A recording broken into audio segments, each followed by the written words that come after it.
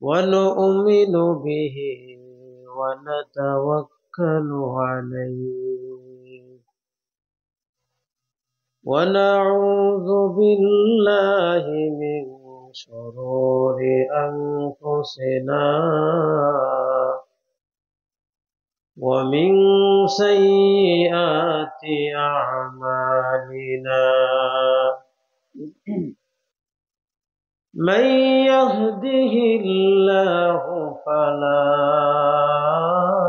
مضل له ومن يضلله فلا هادي له ونشهد أن لا إله إلا الله وحده لا شريك له ونشهد أن سيدنا وحبيبنا ومولانا محمدا عبده ورسوله الذي أرسله بالحق بشيرا ونذيرا وداعيا إلى الله بإذنه وسراجا منيرا أما بعد فأعوذ بالله من الشيطان الرجيم بسم الله الرحمن الرحيم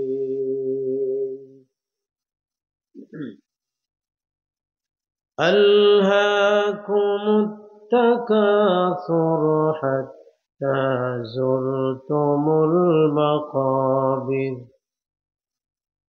كلا سوف تعلمون ثم كلا سوف تعلمون وقال تعالى إن الله وملائكته يصلون على النبي يا أيها الذين آمنوا صلوا عليه وسلموا تسليما اللهم صل على محمد وعلى آل محمد كما صليت على إبراهيم وعلى آل إبراهيم إنك حميد مجيد بلغ العلا بكماله كشف الدجى بجماله حسنت جميع خصاله صلوا عليه وآله بلغ العلا بكماله كشف الدجى بجماله حسنت جميع خصاله صلوا عليه وآله रहे मेरे मस्कन हवाली काबा रहे मेरे मस्कन हवाली काबा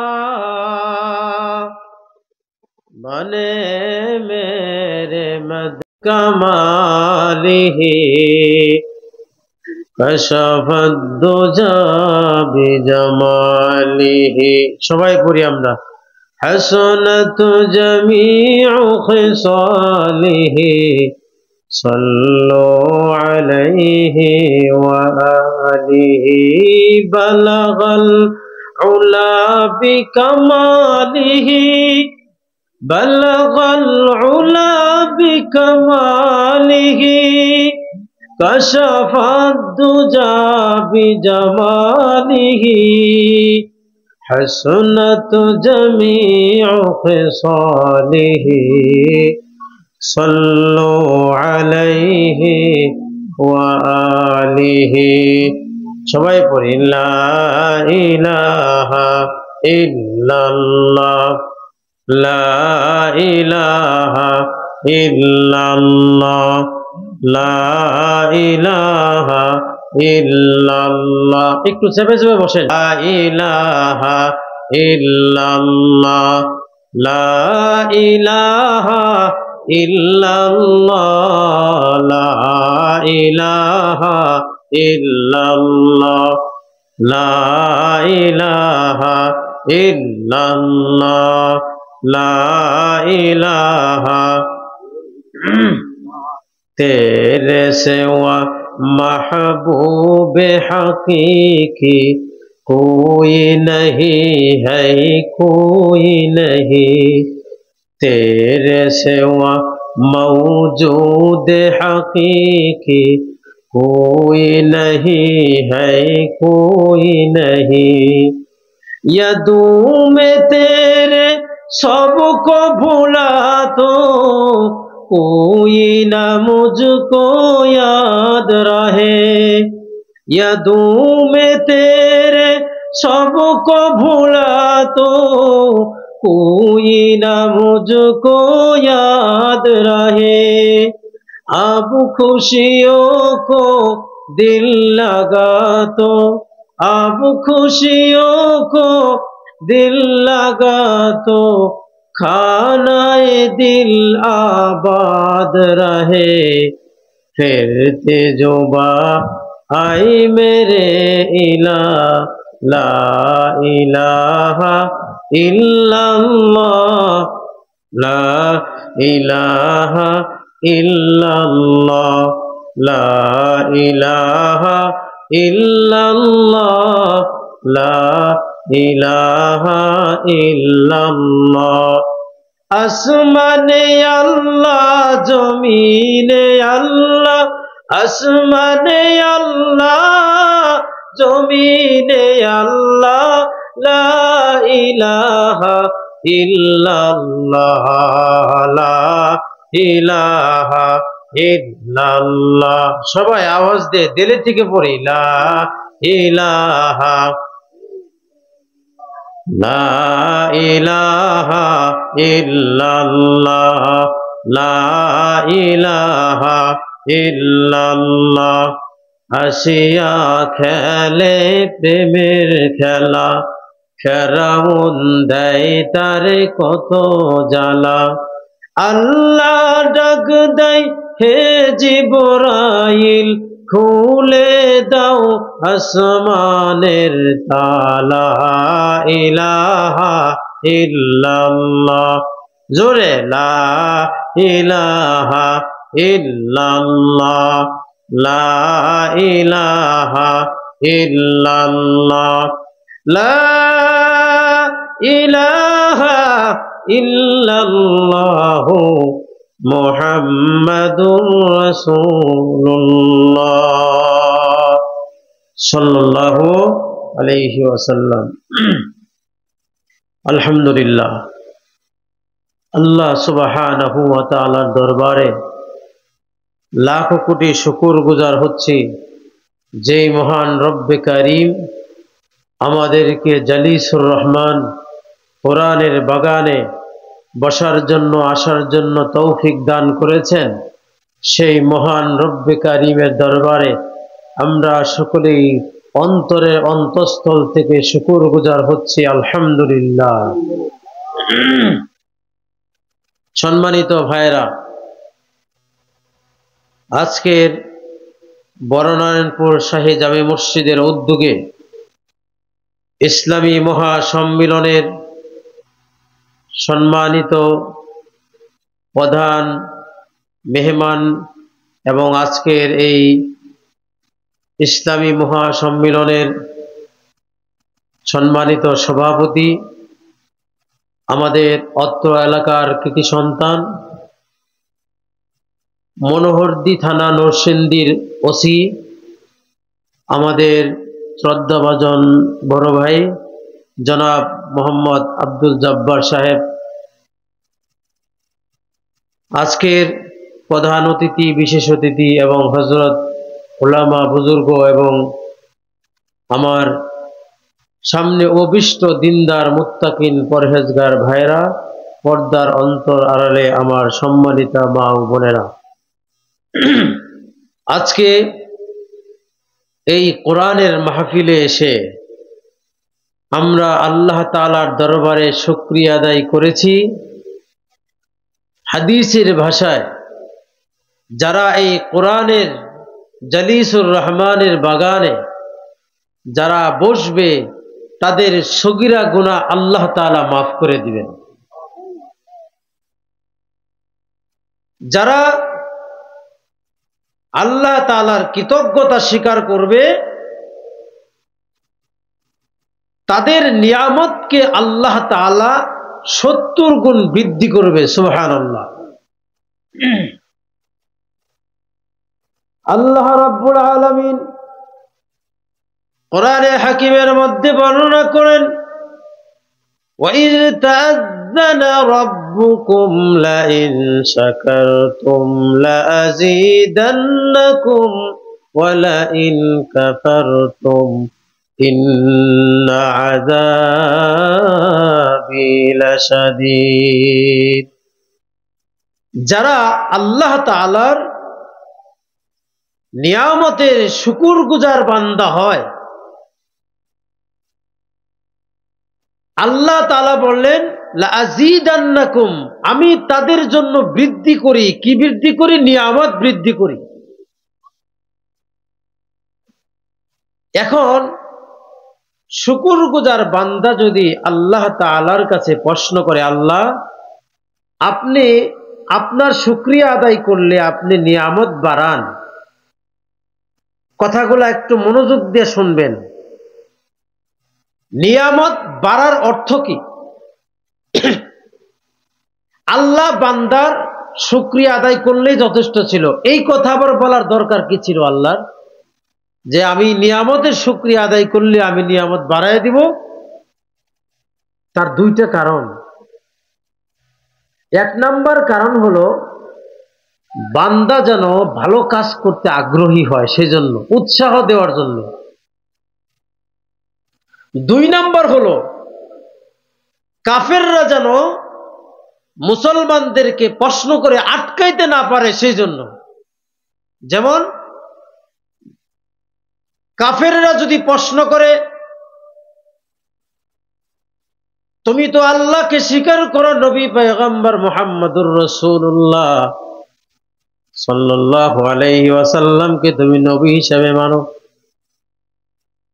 তুমি যদি আল্লাহ তাআলার নিয়ামতের শুকরগুজার বান্দা হও, তাহলে তোমার নিয়ামতকে বাড়ানো হবে। এটা তুমি কিভাবে বুঝবা? যদি কাফেররা প্রশ্ন করে তোমার নিয়ামত বাড়াবে, কতটুকু বাড়াবে? 1 বাড়াবে না 10 বাড়াবে? 1 বাড়াবে না 10 বাড়াবে? দেখেন, মুফাসসিরে ইকরাম এই লাআযীদান্নাকুম এই বাড়ানোর তাফসীর করেছেন। বান্দা যদি আল্লাহর কাছে 1 চায় যে আল্লাহ আপনি আমাকে 1 দেন, আল্লাহ বলেন আমাকে যদি 1 চায় আমি আল্লাহ তাকে 10 দান করি। সুবহানাল্লাহ। কেমন বাড়াবেন? এই সুবহানাল্লাহর ওজন মুহাদ্দিসিন ইকরাম বলেন, নবী মুহাম্মদুর রাসূলুল্লাহ সাল্লাল্লাহু আলাইহি ওয়াসাল্লাম বলেছেন, দুনিয়াকে যদি এক পাল্লায় রাখা হয় এবং এই সুবহানাল্লাহ যদি আরেক পাল্লায় রাখা হয়,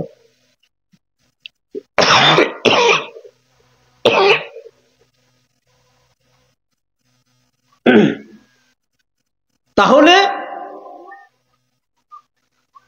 ওজন ভারী হবে কোনটার? সুবহানাল্লাহ যে বললেন, আলহামদুলিল্লাহ বললেন,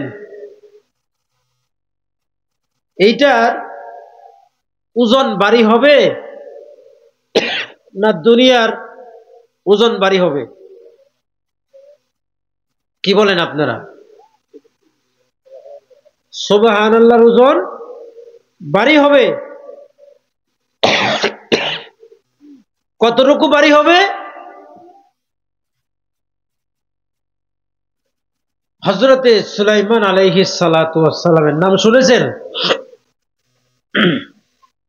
সারা দুনিয়ার বাদশা ছিলেন। এখনকার মতো অন্যের হক মাইরা খাওয়ার বাদশা না।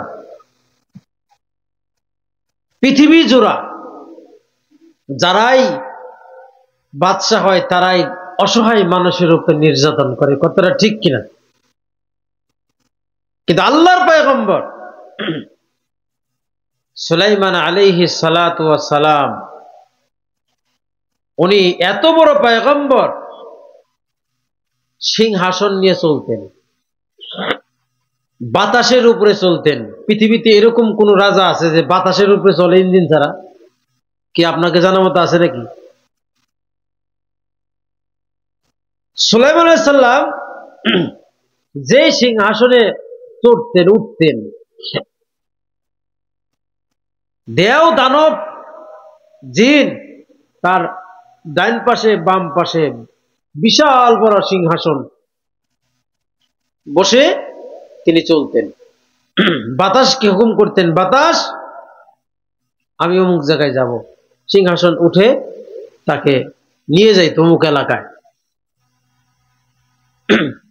একদিন যাচ্ছিল বাতাসের উপর দিয়ে হযরতে সুলাইমান আলাইহিস সালাতু ওয়াস সালাম। আমাদের দেশে মানুষ, কৃষক মানুষ আছে না, খেতে কাজ করে, জমিতে কাজ করে, সেই মানুষ এত বড় সিংহাসন দেখে, যেমন আমাদের কাছাকাছি দিয়ে যদি আমাদের কোনো হেলিকপ্টার অথবা প্লেন যায়, আমরা বলি আল্লাহু আকবার, কত বড় প্লেন, কত বড় হেলিকপ্টার, বলি না আমরা? তো ওই লোকটা সুলাইমান আলাইহিস সালাতু ওয়াস সালামের সিংহাসন যাচ্ছে, ওই অবস্থার মধ্যে বলছে আলহামদুলিল্লাহ। কি বলছে? আলহামদুলিল্লাহ। এই আলহামদুলিল্লাহ বলছে নিচে থেকে, বাতাসে হযরত সুলাইমান আলাইহিস সালামের কানের ভিতরে এই আওয়াজটা পৌঁছে দিয়েছে। সুবহানাল্লাহ বলে। আল্লাহর পয়গম্বর নবিয়ানা হযরত সুলাইমান আলাইহিস সালাতু ওয়াস সালাম সিংহাসনকে বললেন, সিংহাসন ওই লোকটার কাছে যে থামো। ওই লোকটা আশ্চর্য হয়ে গেছে, কি ব্যাপার? আমি বললাম আলহামদুলিল্লাহ, আল্লাহর প্রশংসা করলাম, সিংহাসন আমার এখানে নামাইলো, মনে হয় আমার কোনো বেয়াদবি হয়ে গেছে। এটা মনে করতে পারে স্বাভাবিক যে আমার কাছে বাদশা সিংহাসন নামে কেন? নামার পরে সুলাইমান আলাইহিস সালাম বলছে, বাবা কিছুক্ষণ আগে আপনি কি বললেন? কয় হযরত আল্লাহর পয়গম্বর নবী, আমার কি কোনো বেয়াদবি হয়েছে? কয় না, আপনি কি বলেছেন আবার বলেন। ওই কৃষক মানুষটা আল্লাহর নবী পয়গম্বর সুলাইমান আলাইহিস সালাতু ওয়াস সালামকে বললেন, পয়গম্বর গো, আমার যদি কোনো বেয়াদবি হয়ে থাকে আপনার কাছে ক্ষমা চেয়ে নিচ্ছি। ও পয়গম্বর, আমি আপনাকে কোনো কিছু বলি নাই, আমি শুধু বলেছি আপনি সারা তামাম দুনিয়ার বাদশা, আপনাকে আল্লাহ তাআলা এত বড় ক্ষমতা দান করেছেন, এত বড় বাদশা আপনি, এই বাদশা, আপনি এত বড় বাদশা, আর আপনার যে বাদশা সেই রব্বে কারিমের প্রশংসা করেছি আলহামদুলিল্লাহ। আল্লাহর পয়গম্বর ওই কৃষক লোককে বললেন, বাবাজান, আমার সিংহাসন তোমার চোখে অনেক বড় হতে পারে, আমার ক্ষমতা তোমার চোখে অনেক বড় হতে পারে, কিন্তু বাজান, আমার এই সিংহাসন সহ তামাম গোটা দুনিয়া যদি এক পাল্লায় রাখা হয়, আর তুমি যে আলহামদুলিল্লাহ বলেছ, এর ওজন আল্লাহর দরবারে তার চেয়েও 70 গুণ বেশি ওজন হবে। সুবহানাল্লাহ। আমার পয়গম্বর বলেন, ও ভাই, তুমি যে সুবহানাল্লাহ, আলহামদুলিল্লাহ, আল্লাহ তাআলার প্রশংসা শুকরগুজার বান্দা হলা, এই জন্য তোমার মর্যাদা রব্বে কারিমের লাউহে মাহফুজে এমন জায়গায় সংরক্ষণ করে রাখা হবে, কিয়ামতের ময়দানে তোমার অজান্তে তোমার গুনার পাল্লা যখন ভারী হয়ে যাবে, যখন তুমি ইয়া নাফসি ইয়া নাফসি বলবে, তোমার বাবা তোমাকে চিনবে না, তোমার মা তোমাকে চিনবে না, তোমার সন্তান তোমাকে চিনবে না, কোন পয়গম্বর কেউ তোমাকে চিনবে না, শুধু মুহাম্মদুর রাসূলুল্লাহ সাল্লাল্লাহু আলাইহি সাল্লাম ছাড়া তোমাকে যখন কেউ পরিচয় দিবে না, ওই মুহূর্তে যখন তোমার গুনাহের পাল্লাটা ভারী হয়ে যাবে, আল্লাহ সুবহানাহু ওয়া তাআলা বলবেন, ও রহমতের ফেরেশতা, যা যা তাড়াতাড়ি যা, অমুক মাহফিলে বসে, অমুক জায়গায় বসে আমার আল্লাহর শুকরগুজার বান্দা হিসেবে আলহামদুলিল্লাহ পড়েছিল, সুবহানাল্লাহ বলেছিল, অন্তর থেকে বলেছিল, আমি আল্লাহ, আমার কাছে এত পছন্দ হয়েছে, আমি আল্লাহ ওর নামটা জাহান্নামের খাতা থেকে কেটে আমি আল্লাহ জান্নাতের খাতায় লিখে রাখছি। জোরে জোরে বলেন সুবহানাল্লাহ। নিয়ে আসো, নিয়ে আসো, তাড়াতাড়ি নিয়ে আসো, ওর নেকির পাল্লাটা ভারী করে দাও, গুনাহকে মাফ করে দিলাম আমি আল্লাহ। আল্লাহ বলছেন, ইয়া আইয়ুহাল্লাযীনা আমানুত্তাকুল্লাহ ওয়াবতাগু ইলাইহিল ওয়াসিলা, হে ঈমানদারেরা, ওসিলা তালাশ করো, কোন ওসিলায় তুমি জান্নাতে যাইবা, কোন ওসিলায় আল্লাহ তোমাকে মাফ করবে, রব্বে কারীম তোমাকে আব্দুর রহমান বলে ডাকবে, আমার প্রিয় বান্দা বলে ডাকবে।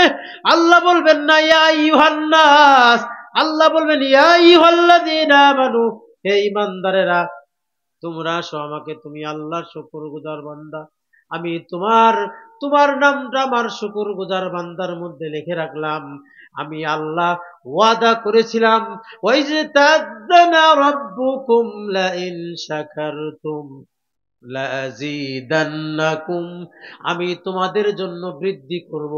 এই কাফেরদের প্রশ্নের জবাব হলো, আমি একজন শুকরগুজার বান্দা, আমি যদি আমার রব্বে কারিমকে বলি, আল্লাহ, আপনাকে যদি আমি একবার ডাকি, আপনি কয়বার সাড়া দিবেন, আমাকে কি দিবেন? আল্লাহ বলেন, তুমি যদি আমাকে একবার ডাকো, আমি তোমার ডাকে 10 বার সাড়া দেই। জোরে বলেন সুবহানাল্লাহ।